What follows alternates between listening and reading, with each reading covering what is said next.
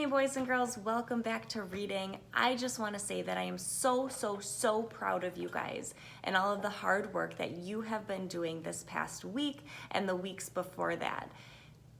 I am amazed at how many activities you have done and how many skills you have learned in the past week. I think everybody deserves a big pat on their back. So go ahead and give yourself a big pat on the back for being such amazing kindergarten workers.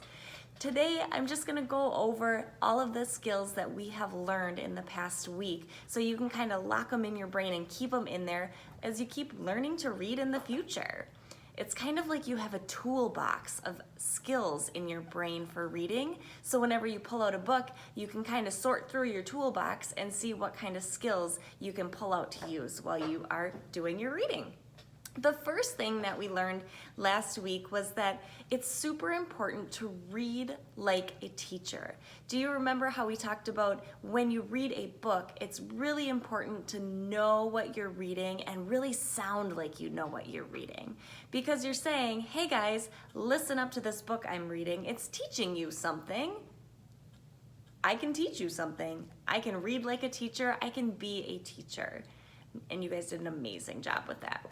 The second skill that we talked about was turning our favorite storybook, fairy tales, or any book really, into something that we can read by ourselves. We've heard these stories a million times. We've heard these fairy tales a million times that we can take those stories and we can read them on our own using our own words.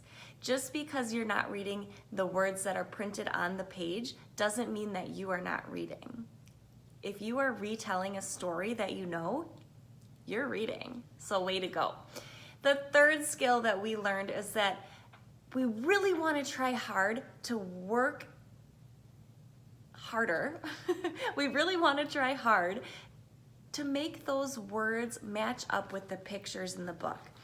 If you remember, we did the 3 Billy Goats Gruff, and we tried really hard to make sure that our words, the story that we were telling, matched with the picture on the page, just so that we didn't get too far ahead of ourselves and completely finish our story before we even got to the end of the book.